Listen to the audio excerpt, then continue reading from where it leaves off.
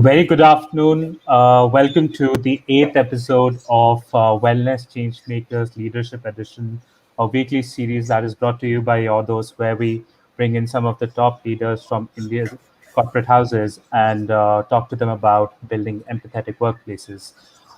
Today, we have the honor of having as a guest someone that I personally really admire, look up to. We have, of course, Mr. Paul Dupuis, who's the MD and CEO of Randstad India, with us today. Welcome. Thank you so much for Greetings. joining us today, Paul. Hi, Suyash. Thank you. Thank you so much for having me. Hello from Tokyo. Oh, perfect. Yes. Just to remind everyone that Paul is indeed joining us from Tokyo, where he has recently shifted bases. So, just to tell you a little bit about Paul before we do proceed, and I have to unfortunately read this out of a page. I know it doesn't look nice, but this man's accomplishments really not easy to memorize them.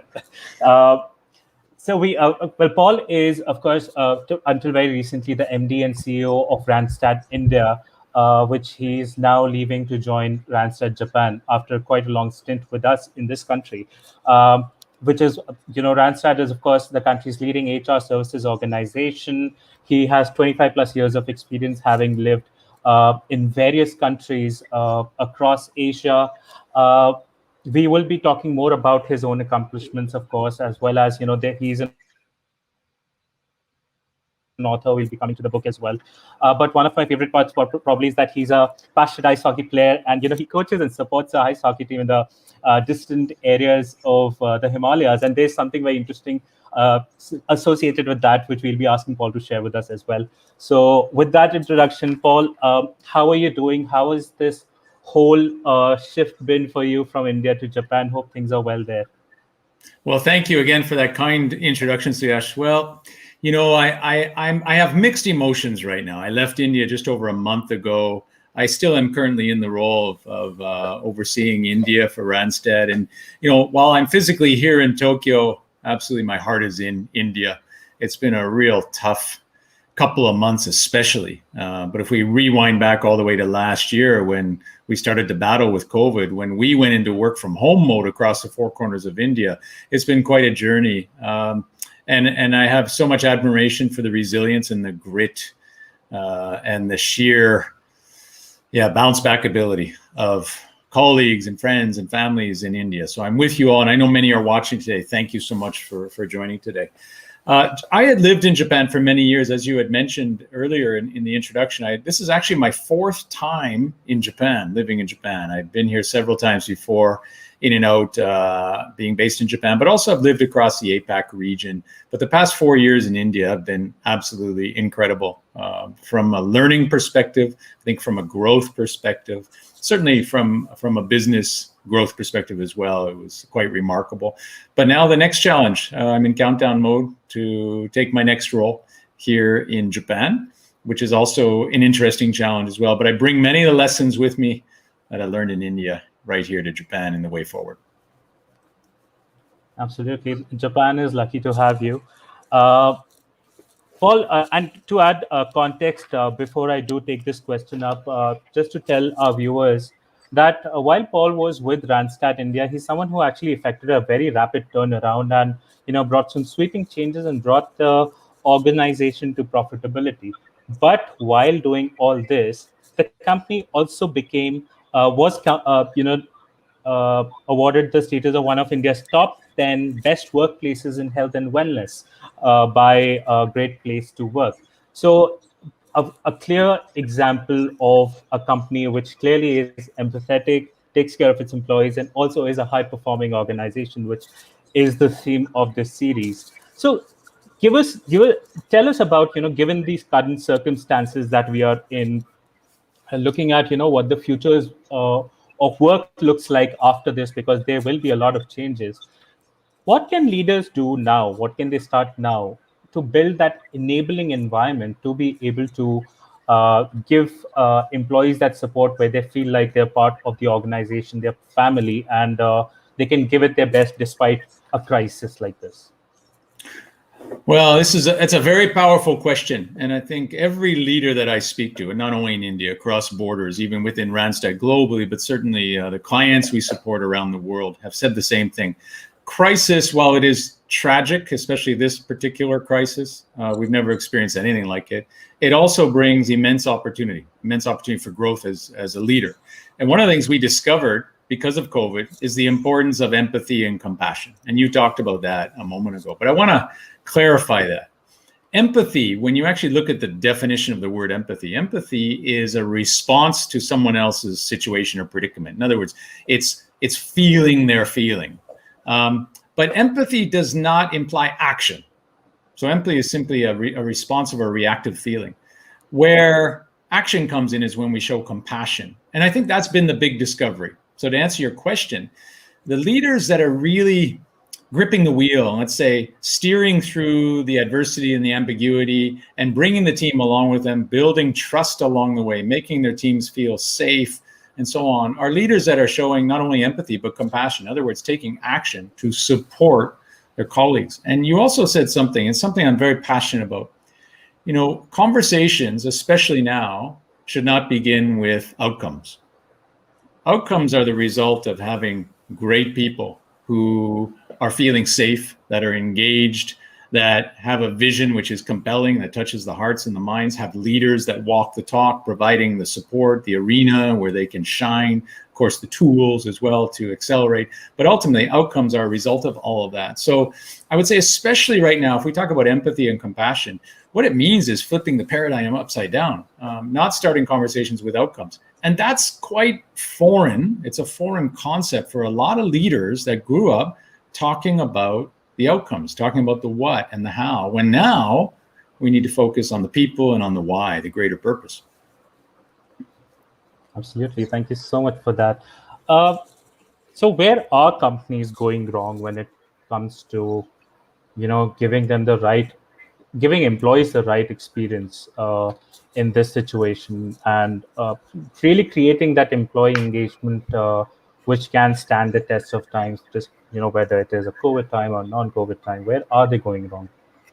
Well, it's hard for me to say where someone's going right or wrong, but I can tell you about our own experience. We set out on a strategy almost 4 years ago to become a great place to work. And that's not an easy task.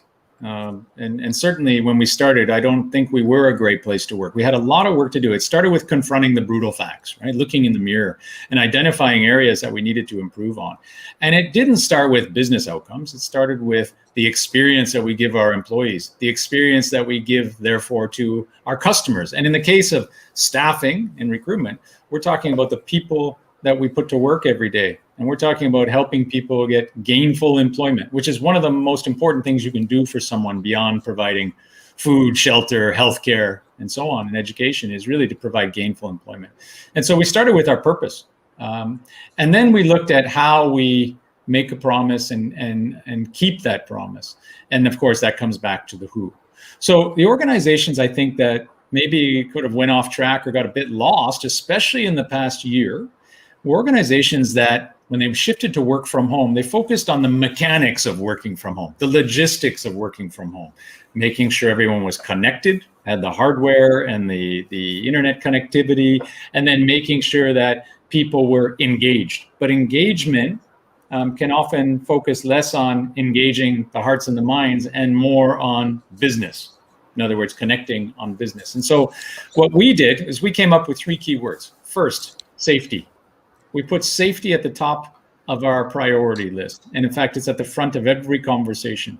Next, we focused on engagement. And engagement for us meant about, you heard earlier about be kind to your mind. It's about taking care of both ourselves physically, but also mentally and emotionally. Then the third on the priority list, you could say bottom, was productivity. Safety, engagement, productivity. I think that's the simple and most important algorithm to successfully lead a team through, especially through tough times. And I would even argue that when COVID finally leaves us one day, and it will, like every crisis, it will come to an end, that we need to protect and honor this approach to leadership, which is about ensuring people are safe physically and mentally, that they're engaged both mentally and emotionally, as well as, of course, physically. And then next, that they're able to be productive. And being productive, by the way, is being the best version of yourself, being able to shine and show your natural brilliance and get measurable impact. Absolutely. you had, I'm sure you had to bring some big changes to really achieve this. Tell me some of the what kind of skepticism or pushback did you hear at times regarding this? Yeah, well, let's face it. First of all, let me paint a picture. 2017, March, I arrived in India. Now, I was in Japan for many years. I speak Japanese. I sort of know my way around Japan. And I didn't have too many blind spots in Japan. And I had let's say, a certain amount of credibility having worked here for many years. And then I landed in India, didn't know a single person, literally knew nothing about India, and let alone the industry, of course, in India. And I didn't know our people, of course. And so I was faced with being the captain of a very large ship. We put 65,000 people to work every day across the four corners of India.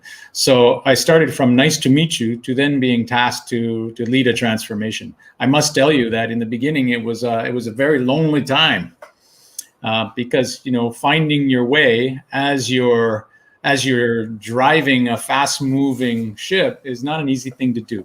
But at the same time, I was very fortunate to be surrounded by people that some who were skeptical to begin with, but that quickly came on board, because I was very honest with the team to tell them and to share with them that while I don't know anything about India, and I certainly don't have the experience leading a business in India, one thing I do know, and one thing I'm passionate about, is building high-performing teams and rallying people together towards a purpose. And I think these things are timeless and borderless. So skepticism quickly turned into belief. It wasn't easy. I think, you know, you're always going to get resistance to change, because I really believe that it's true that people don't resist change per se. People resist being changed by someone. So change needs to come from the ground. It needs to be bottom up. Another way to say it is, when you want to make change as a leader, it's important to create a sense of dissatisfaction with the current status quo. In other words, people need to feel that what we're doing right now is not good enough, and we can do better. And that's what a leader brings. And that's the element of influence. So yeah, to answer your question, there was skepticism, you know, who's this guy that knows nothing about India, has never been to India, now, you know, stepping in to be the captain of the ship. But, you know, again, I give full credit to my team for believing, for rallying behind the cause and working shoulder to shoulder with me on this change. And hey, the proof is there. Of course, Great Place to Work was a real pat on the back to the team for all the hard work that they did to come together to bring our vision to life, again, about safety, engagement, productivity. But also the top 10 best companies in India for health and wellness was really a special recognition for all of us, because again, it reaffirmed that we were on the right path, that all of our efforts, our vision and our mission and the actions we took to bring it to life, that all of that was making an impact.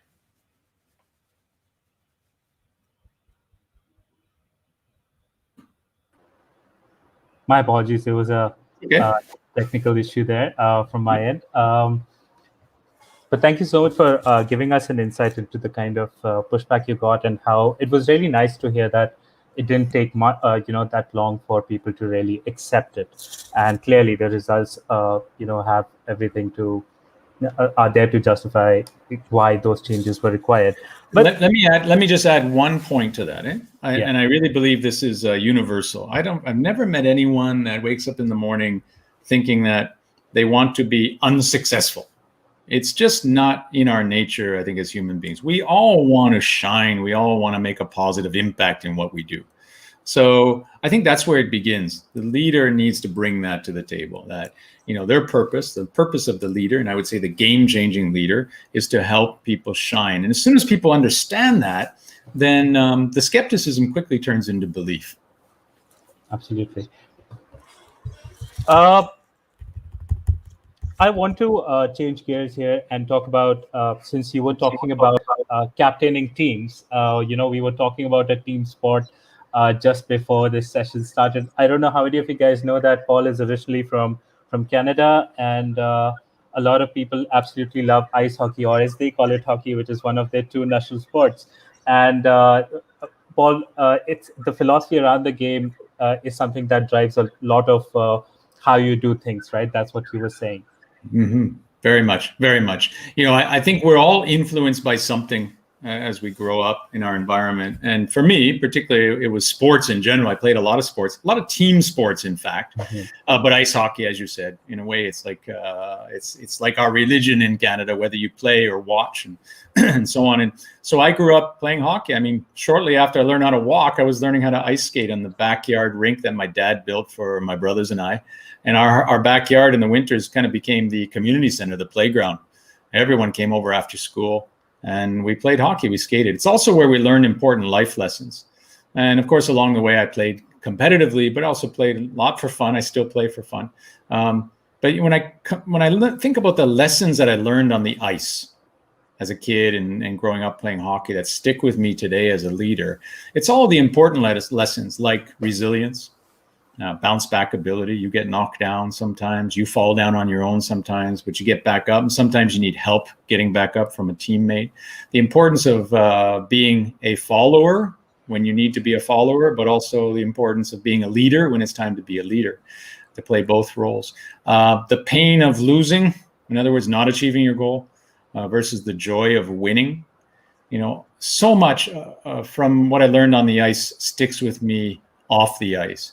And I think when you talk about building high-performing teams, if you think about it in terms of sports, whether it's hockey or cricket or soccer or baseball, whatever it is, you can't have a team of people with the same skills, all having the same skills. In other words, you can't have people on the team who are all good at one thing, whether it's, you know, in cricket being a team full of great batters, or in soccer, a team full of great strikers, or in hockey, a team full of great goal scorers. You need to have a balance of people playing key roles. And that's what makes a great team. We talk about diversity now, and I think that's how I would define diversity, is having people with complementary skill sets that come together and help you achieve the goal. And there's so many examples of course, in business, of organizations that were made up of, let's say, mediocre to solid players. Also in sports, teams made up of mediocre to solid players, not superstars, that went on to do great things. So it's not about having superstars. It's about having great people with great values who buy into the vision, who really own it. It's in their hearts. And then they execute together on that. So yeah, hockey, I use a lot of hockey analogies, which was really funny when I arrived in India, because as you said, when you say hockey in India, it brings up the notion of hockey on grass. But of course, in Canada, there's only one kind of hockey, although some people play field hockey. But I use a lot of analogies around sports because I really think that they're relevant. And if you've never played sports, that's okay. There are lots of other analogies. I know lots of people, I know artists that talk about bouncing back from the frustration of creating something that just didn't quite come out as they wanted it to. Dancers as well, they constantly repeat a motion until they finally get it right. I mean, there's so many parallels to what we do outside of the business environment that are absolutely relevant to what we do within. Thank you so much. And I think you were telling me about how there is a certain achievement that is associated with hockey in India, ice hockey in India, that you were just telling me about. Could you tell the audience about that as well, a record? Yeah, well, let me back up a little bit. So when I arrived in India in 2017, one of the compromises that I knew I would have to make is that I wouldn't be able to play hockey for a while, at least during my time in India. So I was playing often in Japan. When I lived in Singapore, I was playing quite often, a couple times a week. So I packed up my ice hockey equipment, moved to India, and put it in storage. It was with me in India, but I put it in storage in my home in Bangalore. And then one day, I was speaking to somebody from the Canadian consulate, a friend of mine in Mumbai, and he said, "Hey, Paul, there's going to be an Indo-Canada friendly ice hockey tournament up in Ladakh in the Himalayas. Would you like to go?" So first of all, I'd never heard of Ladakh. And for those of you watching that don't know Ladakh, it is, in my definition, heaven on earth. It's in the Himalayas, it's in northern India, and it's absolutely a gorgeous spot on the planet. And so I traveled there first time in 2018, played in the tournament, got to know the community, made a lot of friends, and quickly discovered that in the winter in India, in northern India, the number one sport is ice hockey. I would add speed skating, and figure skating is also quite popular. And aside from that, India has a national men's and women's ice hockey team. So I've come to know them all quite well. We've played together. We've done coaching and clinics together as well, donating skates and so on. Then the idea came up through an NPO called the Hockey Foundation, which is supporting using hockey as a vehicle to make positive change in the world, to stage a Guinness World Record attempt, a game at the highest elevation in the world. So this was a game that was played at about 14,500 feet in a very remote part of the Himalayas, high up in the mountains in northern India. And I helped organize that event with the Hockey Foundation, along with my company, Randstad, and we had people flying from all over the world. And in fact, we have a commemorative ice hockey puck right here from that game, from that event, Guinness World Record. So believe it or not, the game I grew up playing in Canada, which I love and which is really in my heart and soul, I discovered was popular in India. Not only that, I was able to get a Guinness World Record to be part of organizing this game in the Himalayas. This is the first time in my life that I'm speaking with a Guinness World Record holder. And yeah, I don't know how many of you guys know that, but this is some amazing information, isn't it? Paul, and before I do proceed, I do want to remind everyone we've already started receiving some questions in our comment section. If you have any questions for Paul, please do share them in the comments, and we will be taking them up in a little bit. So moving on, coming back to the whole pushback thing that I was talking about, one of the skepticisms that at least we hear quite often is that, if I become too empathetic, people might start losing respect for me. How can these leaders go about setting those boundaries which would prevent that? Well, and I think that comes back to the definition of empathy. And you're right. And I've met many leaders who grew up in a generation where empathy was not one of the key competencies of being an effective leader. And these were leaders that grew up, I would say, in my generation, where it was really about results and less about empathy. Empathy was something on the side. Of course, integrity was always front and center. For some, transparency. And for the leaders who were pace setters, this was a whole different way of leading, to show empathy. And what it would mean for those leaders is actually to become more human, if we put it more simply. In other words, showing emotion. I think there's a fine line between being empathetic, but also being courageous. Leadership calls for tough decisions in good times and bad. And certainly what we've learned is that empathy does not mean that you lose focus or lose the grip or priority on high performance.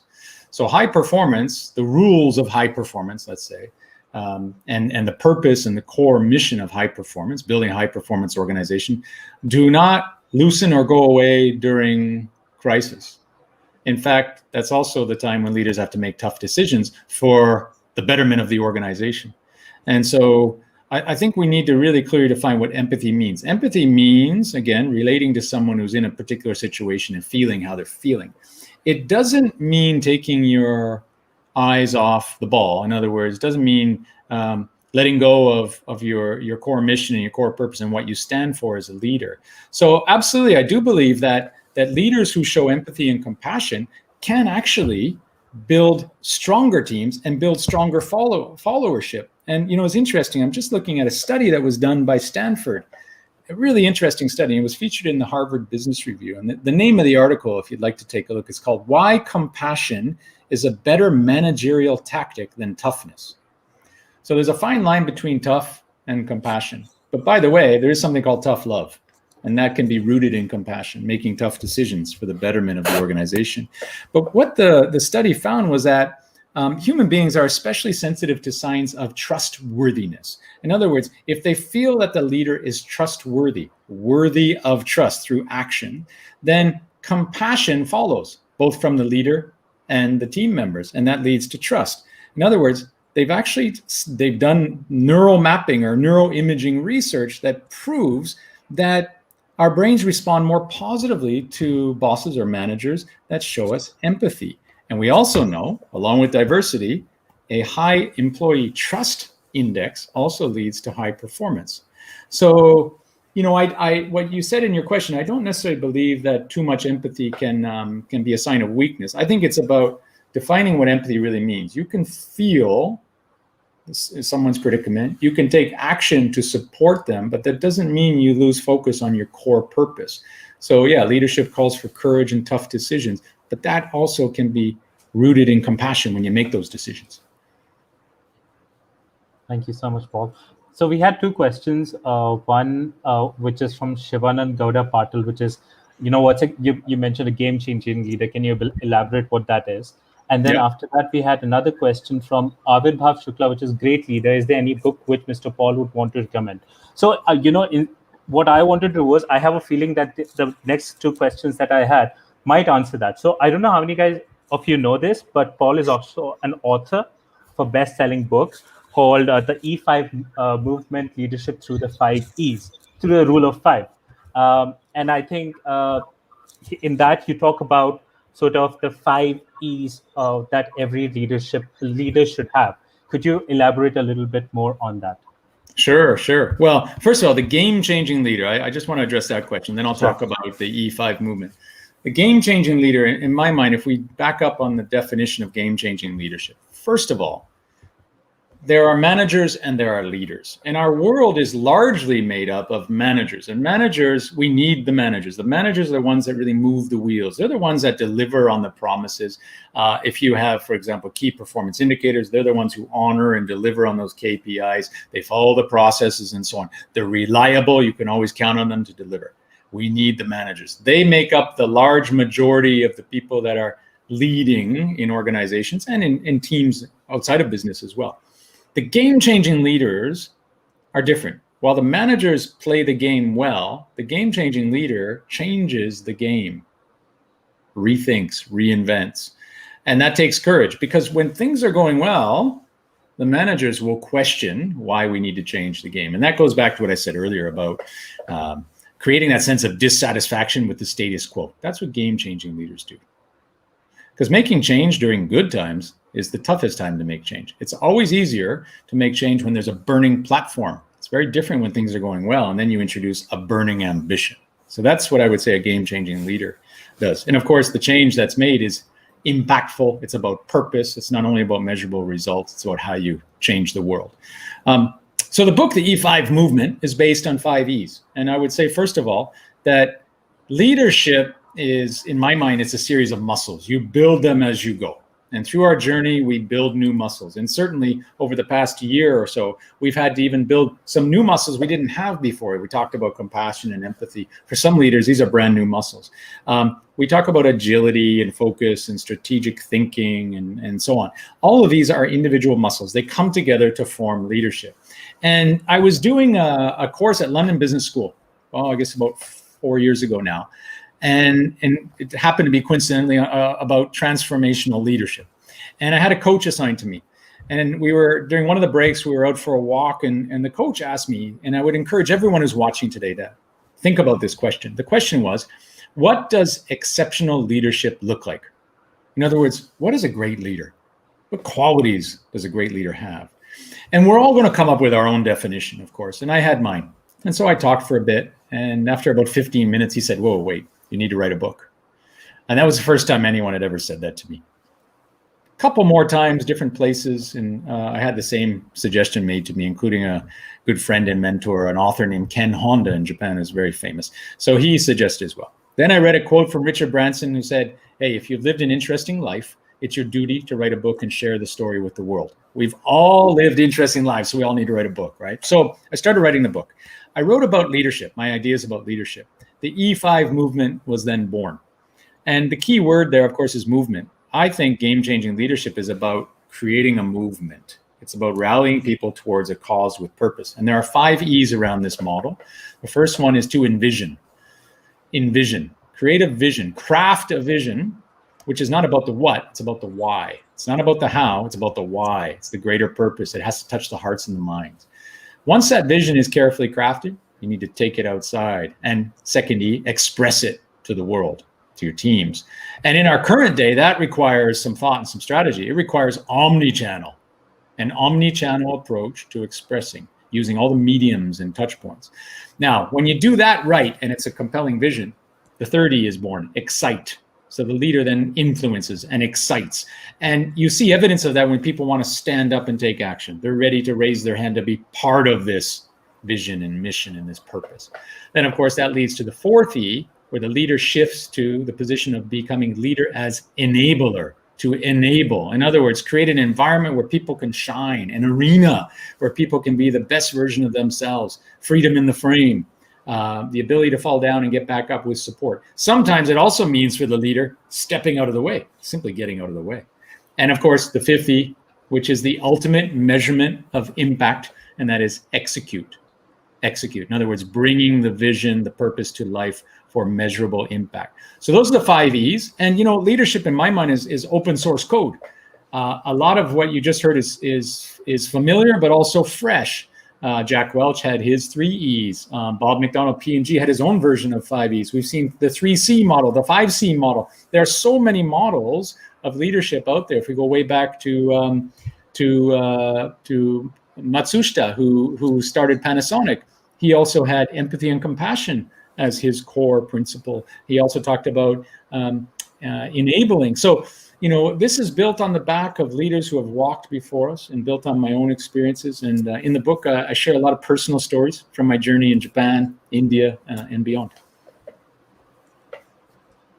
Yeah, I actually recently bought it. I'm really looking forward to reading it. And you guys should totally check it out as well. It's called the E5 Movement, the Leadership Through the Rule of 5. It's published by Jaco Publishing House, and do check it out. We'll be emailing you these details as well. Paul, do you think that if you had you were to rewrite this book today, you would add a 6th E, which is empathy? It's been remarkable how many people have offered suggestions for a 6th E. Maybe I can ask you, if you could add 1 E, what would it be? I would probably think of empathy as well. Yeah, empathy is the one that is the clear winner. But by the way, and empathy is in there, and I talk about it in the book, but empathy in my mind is actually at the enable stage. So empathy is part of enabling. The enabling leader engages, which is another E, of course, but shows empathy. And the empathy is then, of course, what helps people shine. Because when you support them, especially in good times and bad, they become more and more motivated. They want to be part of the team. And it also builds followership and loyalty. So I think empathy absolutely will be one of the E's. What's really interesting is, as you sit down and think about all of the potential E's that could be included in the model, I count at least 30. So maybe it's not the E5, maybe it's the E30, or maybe it's the E infinity. But, this is, again, the wonderful thing about leadership. And again, I talk about it in my book, that this is my take on leadership. I believe everyone should craft their own version of leadership. Call it your ism of leadership. And it's got to be built on your experiences. None of us should try to imitate or be a replica of another leader. It really is a mixture of art and science, and the whole person needs to be at the center of what leadership means and what you stand for as a leader. So it's my take on leadership. And I hope you enjoy the book. Absolutely. So looking forward to it. We had Ankita saying that, evolve could be the next E, which I think evolve. Is very That's a good one too. That's a good one, because that never ends, right? Indeed. And I love this particular one from Puneet, which is, with empathy, leadership will become 6E, which can be read as sexy. So, Puneet, you must be a marketing professional. Obviously you're thinking about how to. Puneet is my boss. He's the co-founder of Your Thoughts. Puneet, thank you, Puneet. Yeah, that's right. Of course, I know Puneet. Thank you. Yeah. Uh-huh. Paul, I had received this question, in fact, from one of our audience members from Germany, which they asked that, in this new era, what is your biggest advice to leadership teams which are working from home, for them to be able to keep their motivation levels up, to stay motivated and stay productive in these times? This is, first of all, there's no playbook to lead in our current environment, our current circumstances. All of us as leaders are learning as we go. So the advice I would give to leaders, and I surround myself with leaders and I learn from them, we learn from each other, is to do exactly that. Surround yourself with fellow leaders if you're a leader, and certainly leaders outside of your own world, your own bubble. It's always good to be able to interact with others going through the same thing, because then you can trade ideas and even share frustrations as you go and learn from each other. So that's very important. And that's one lesson I learned. don't be afraid to, confide in other leaders and to learn from each other and take away some golden nuggets, some hints, some ideas that you can use in your own world. When it comes to organizations, again, this is all new to us. It started off in March, at least for India and most of Asia Pacific. Let's say it started off in March 2020, and we all thought it would be over in a few weeks. We were all in this sort of frame of mind that this would be a temporary thing. We would kind of stay at home for a bit and then it would go away. Well, then we realized that it's a marathon, not a sprint. But many of us sprinted, and I was guilty of that too. I immediately defaulted to being busy. I filled my calendar from morning till night with meetings, and I felt that if I stayed busy, I can make an impact. But we all know that everyone has a capacity or a limit on how far and how fast you can sprint for how long. So then we shifted to marathon mode. I think that's one key piece of advice. We all need to look at this as a long horizon. We also know that while there's a term being used a lot, the new normal, I don't buy it. I don't believe there's nothing normal about what we're going through right now.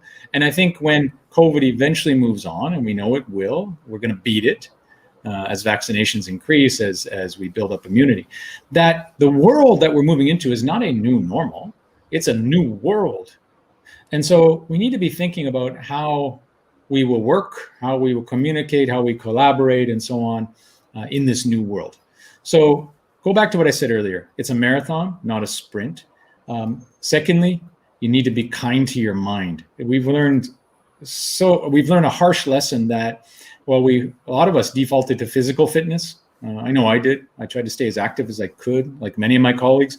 We realized pretty quickly that emotional and mental health is as important, if not more important, moving forward. So be kind to your body, but be kind to your mind as well. Equally, take time for yourself.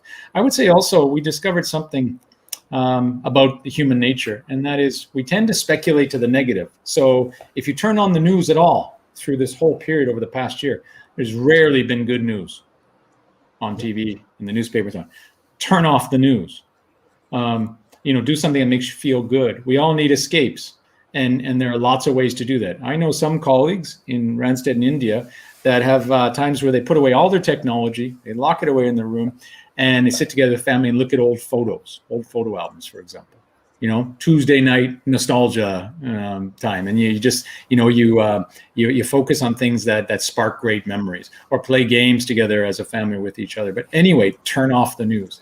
So there's a number of things you can do, but I think also, you are the average of the 5 people you surround yourself with. Jim Rohn said that. I love the quote. You're the average of the 5 people you hang out with. Surround yourself with people that are also, turning off, that are being kind to their mind. Get positive input, because just like the food we eat, the input, what comes into our brain and into our heart, is just as important for our health. So be kind to your body, be kind to your mind. I would take it one step further. Be selfish. Be selfish so that you can, in fact, be kind to your body and be kind to your mind. Thank you so much. Guys, you heard it. Be kind to your mind, right? Please take care of yourself, both your mind and your body. There's another question that I had received, and I think this is in line with a question that we also received in our comments from Gurdeep, which is that,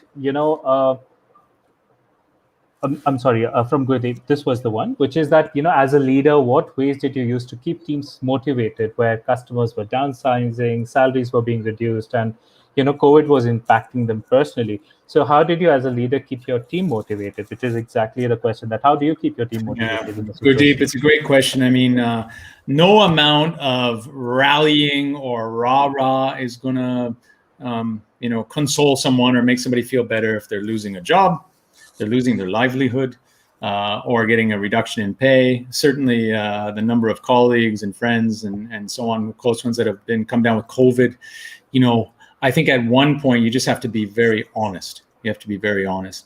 And, one of the commitments I made as a leader with my leadership team is that we would do everything in our power to protect jobs, to protect livelihoods, because jobs are about livelihoods. They're about providing hope.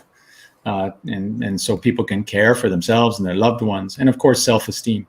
So, I'm really proud to say that not a single person lost their job directly as a result of COVID. At the same time, what I said earlier, leadership calls for courage. It calls for tough decisions.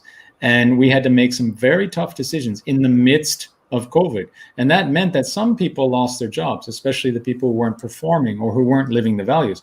And we did that in order to protect those who were performing, who were living the values. Now, at the same time, when someone is moving on from an organization, we do our best. It's the nature of what we do as our business to help them transition into another job, into another role. But what I do see, and not only in India, around the world, the companies that immediately downsized, that reduced salaries and so on, many of those companies are now looking back in hindsight saying they made the wrong decision. Because we know that every crisis runs a cycle and eventually ends. So the companies that protected the people, that protected jobs, have built such a strong sense of followership and trust that as the crisis moves on, these are the companies that are going to accelerate in the future. They're going to thrive. But I'll repeat my message earlier. There's no easy way around this. I'm not going to pour sugar on the story. When you lose your job in the middle of the biggest crisis in modern history, it's not easy. But I would also say that when the bounce back happens, and it's already starting to happen in parts of the world, look at the US and beyond, the expectation is that it's going to be better than it ever was, better than 2019, pre-COVID, and so on. So keep learning is one thing I would say to anyone who maybe has lost a job or has perhaps had a reduction in salary. Always be learning. The best investment you can make, other than in providing for your family and so on, is to invest in yourself, in your own development. So keep learning, keep sharpening your sword, keep building muscles so you can be future ready, because there will be a bounce back and there will be opportunities. Thank you so much for that. We have another question from Gurdeep, where he talks about that. What is your take on the impact on that work from home has had on productivity? Because we hear both sides of things. We hear that people are being more productive, while there are also sides about that it has reduced productivity, and there's an issue of the walls between personal life and professional lives being torn apart. So what's your take on the whole thing? Yeah, productivity is a problematic word, huh? Productivity, because productivity is not only about the output, it's about how you get there, right? And getting there in a way that is sustainable. It's one thing to have a great month or a great quarter, even a great year, but can you do that in a sustainable way? That's what great organizations do. So, I must tell you, this whole experience has been really heavy for me, and I know from many leaders that I talk to and many people in our organization, probably everyone. None of us had an ambition to one day sit in front of a computer all day and connect with other people, and to literally be in front of a monitor all day and perform our tasks. I would say that just about everybody I meet, including the most introverted of people, and there's even studies done on this, that the introverts are really keen to get back into an office environment, maybe not 5 days a week, but they want to get back with colleagues. They want to have that experience. So it's been heavy. But I'll come back to what I said earlier. As I sit here with you now, and when eventually we log off and we say farewell, I'll stand up and open the door, and I'll enter into my other world, which is with my family. And I think it's really important to be in the moment. We talk a lot about mindfulness. It's very easy for us to then stand up and bring this with us to the other place. So one thing I would say is, while productivity has gone up for many, in other words, you're able to focus more at home, you're able to, without interruption and disruption. We also know that some things that can't happen when we're sitting here in front of the monitor alone, the magic that happens when we're together, standing around the coffee machine, or doing something that I call whiteboarding, where we gather around and we brainstorm on ideas around a whiteboard. It's hard to replicate that in this environment. So the productivity we're talking about is often focused on task-oriented, transactional-oriented items. Those we tend to be more productive at. I can certainly focus better in this current situation because I can't be interrupted, especially if I turn off all my chat devices. But at the same time, where we're missing out on, in turn, is that motivation that comes from being together with people. And I want to take this one step further, Gurdeep. So it connects with the purpose of the office moving forward. There's been a lot of discussion and debate amongst fellow leaders about the purpose of an office in this new world. I absolutely believe there's a role for the office in the new world. A lot of companies immediately defaulted to shutting down office space and releasing millions of square feet around the world.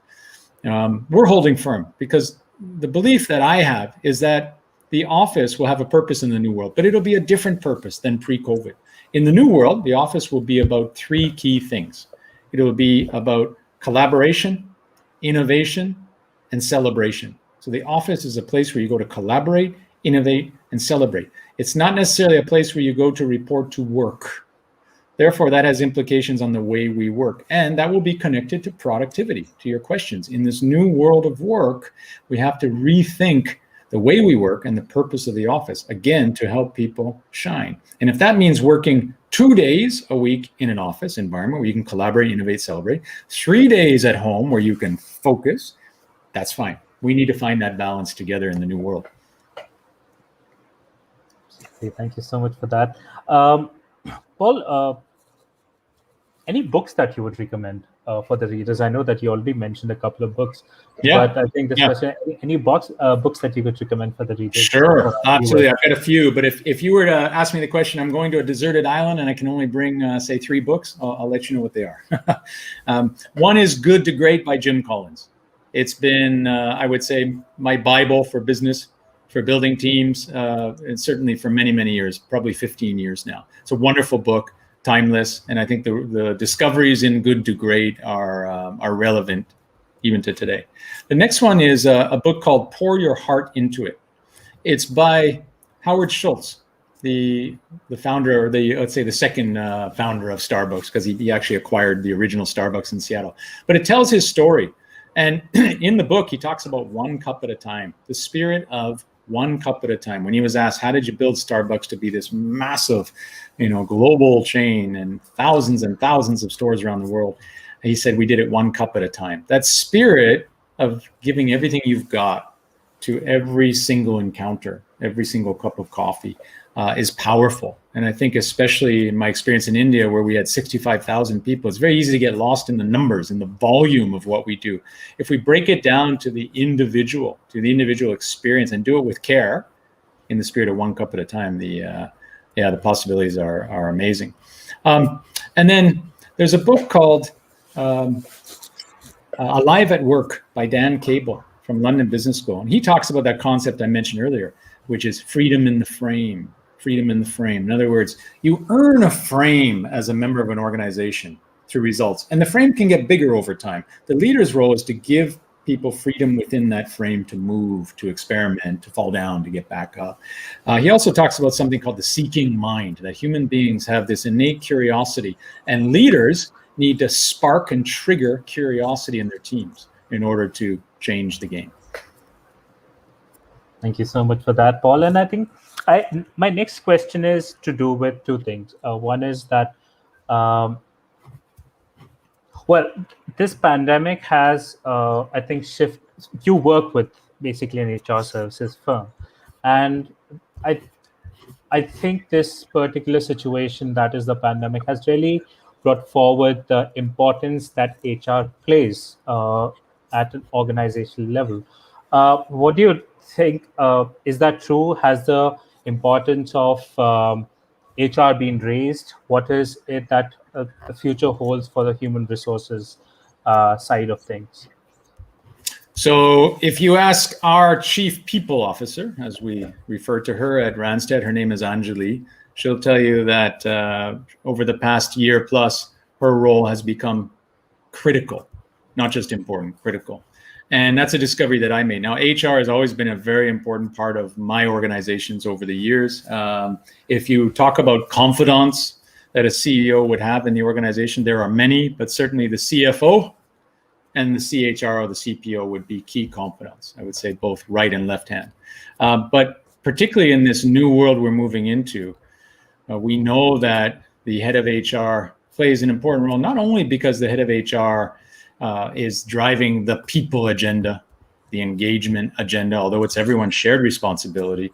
The head of HR is certainly going to be driving the goals around it and the activities. Also, that the head of HR would then have a clear say, a seat at the table when it comes to making very important strategic decisions. Because everything we do now is related to our people. People are the first trigger to make any decision. And so HR absolutely will play an increasingly important role. And every leader I speak to has been pleasantly surprised by their HR teams through this crisis. If you talk about who was on the front lines within organizations, it was the HR teams, of course, along with corporate services and others. But really, I would say the HR leaders that I've met over the past year have really started to grow and had to grow rapidly into a very important role, which is not only about the people agenda, but also about the vision, the strategy, the way forward, and of course, purpose for the organization. So absolutely HR. I think it's an exciting time for HR. Again, crisis brings opportunity. Unfortunate in a tragic crisis like we've experienced. At the same time, it's really provided an opportunity, and I think it's helped leaders, certainly the CEOs I speak to, help them realize that HR needs to play a more important and critical role in our organizations moving forward. My next question, we have received this in the comments as well, and which is, I think the reason I wanted to ask you the question is that please tell us about the innovative initiatives that have been implemented at Randstad for enhancing the overall employee experience. And I think what's important is considering the achievements of your company, including best workplaces for health and wellness, great place to work certifications. I think a lot of things that you might be doing can be used as best practices by others as well. So if you could share some of them. Sure. Well, it's no secret that we partner with Your Dose. And that was one of the best decisions we made early on. As I said earlier, when we first defaulted to physical fitness. And all the leaders on my leadership team, we started to make short videos back in March, April last year. We would share with colleagues on our intranet and encourage people to be active, especially in the lockdown, because it's quite easy to quickly develop bad eating habits and lifestyle. So we did that, and then we also quickly realized after about 6 weeks that learning from other countries that had started in the COVID battle earlier than us, like China and other countries where we operate, that there is potential impact on emotional and mental health. So that's when we looked for a partner, someone that could really go with us together on this journey into this unknown world. And we found Your Dose. So we partnered with Your Dose. I think this whole idea of being kind to your mind was born out of our partnership with Your Dose. We offered this service, let's call it solution, for someone to talk to for our employees. And what surprised me, to be very honest with you, was the amount of employees that actually use the service. One thing is to offer, it's nothing to use it. Well, the usage was incredible, which was encouraging, right? Because that's a sign of strength, not weakness, when you reach out to have a chat with someone when you need to have a chat. And so then we extended it to the families of our colleagues, because we then realized that, hang on a second, as you said earlier, work and life are now intertwined. Part of the stress of this whole experience, the families are there and they're involved and they're stressed as well. So we then offered to the families. Family members started using this solution as well. Then we extended it to our 65,000 contractual workers that work for us, and it's been a really positive initiative that's being used, and we get a lot of great feedback. That's one simple thing that I think every organization should have: an EAP partner or someone that they work with to give employees and colleagues a chance just to speak to someone when they need to and to vent. That's one. We did a whole bunch of fun things, too many to list here, but let me give you a few highlights. And it's kind of a reflection of the ingenuity and creativity of our team that brought these things to life. I said to the team, what about if we did something fun? For example, could we launch a radio station? And of course, creating a radio station is not an easy task, right? To actually create a radio, it's not feasible either economically, but could we have somehow create a radio station where leaders could on a rotation be sharing their favorite songs? Maybe we could record it and broadcast it. So my team went off, looked at a whole bunch of platforms, and they somehow discovered this amazing platform, which is almost free. And we launched something called Randstad Radio. And so each of our leaders, including myself, we have a guest DJ session where we spin some tunes and tell some stories, because when you play your favorite song, every song has a story behind it. And so I've done a few sessions. Wonderful. I play tunes from growing up, 1980s rock. So a lot of songs that maybe colleagues in India hadn't heard before, a lot that they did know as well. I'll play and I'll tell the story behind the song and so on. We also then extended it to our executive board members around the world. So we had guest DJs come in from around the world. Very senior leaders from around the world of Randstad in different countries joined. We also launched town halls, and these town halls were run a bit differently. We had fun with it. Again, inviting mystery guests from around the world of Randstad including our CEO and others, where we would have live Q&A co-hosted by from young members of our team around the country. And then we would have a surprise rapid fire session of questions for the leader, taking them out of their element, having some fun. And we would even work with their team members or their executive assistants to dig up old photos of the leaders, show them to our colleagues, surprise them and say, hey, tell us about these photos as well. So, those are just some initiatives. Of course, we did all the, Zumba and yoga and cooking sessions. We brought in medical doctors to have town halls to talk about myths around COVID and so on. So we've done a lot of initiatives to just stay in touch with people and to not fall in the trap of being too predictable as well. So we try to mix it up whenever we can. That sounds amazing. I'm sure people had a lot of fun. I'm sure it made a huge difference in terms of how people felt emotionally in this very difficult time. My last question to you before we end for the day is, sometime back you talked about actually having a coach, talked about EAP services being launched. One of the things that unfortunately we still have a lot of leaders have this attitude is, coach means that there's something wrong with me. Forget therapist. Even coaching is something that is considered to be, what if someone finds out? While we hear top leaders like you always talk about that, coaches, you do use the services of coaches. Can you tell us a little bit about why coaching is so important for a leader? Yeah, absolutely. So, it's interesting. You go through this evolution in life. I think at least I have, where probably in my teens and my 20s, I thought I knew everything. I didn't need advice. Then I got in my 30s and 40s, started to realize I didn't know everything. Sometimes I needed advice. And then I crossed 50 and I'm always asking for advice now, shamelessly asking for advice, because, asking for advice is actually, I think, a sign of strength. It's a sign of curiosity, a sign of constantly learning. And that's so important to really be a game-changing leader. You have to constantly be learning in this fast-changing world. I've had many coaches through my journey, and for different reasons and different purposes, of course, at those moments. But, right now I have my coach is Marshall Goldsmith.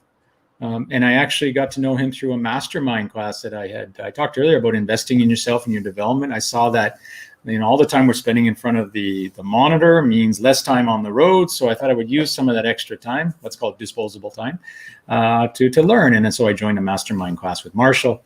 We connected really well. He's become a coach, a mentor, and a friend. I've learned so much from our sessions. And actually, on that note, I would encourage everybody to get a coach. Now, you need to think about the purpose. Coaching comes in different shapes and sizes. For me, it's about behavioral coaching. In other words, kind of looking in the mirror, getting a coach to help you understand, why you do the things you do, the importance of things like language, as I've learned from Marshall. And Marshall also, your coach, will also be someone who's been on a journey and will share discoveries as well with you. So I've got so many golden nuggets from my conversations with Marshall. One thing that he learned from one of his mentors was a phrase, judge less, help more. And what a powerful mantra, as not just as a leader, but as a human being. Judge less, help more. So, I'm a big believer in coaching. I'd say I kind of wish I would have known the power and the potential of coaching to make an impact, especially as an up-and-coming leader when I was younger. I wish I would have known that back then, but I'm a big believer in it. I recommend it to everyone. We provide coaching opportunities for our leaders, and the leaders that embrace coaching are the leaders that continue to grow and thrive. The moment you stop learning is the moment you stop developing, which means that you lose your edge, and I think you lose the power to, or the potential to make an impact. So always be learning. It's one of the unique things about human beings. We can learn until our last day on the planet. So always be curious, always be learning. A coach can help you get there. Paul, thank you so much for giving us your time today. We truly, truly learned a lot. We are very lucky and honored to have had you today as our guest. And we just hope that everything stays well. We wish you all the best with your next part of your life now in Japan. And thank you again, and wishing you all the best, and wishing the best for your family as well.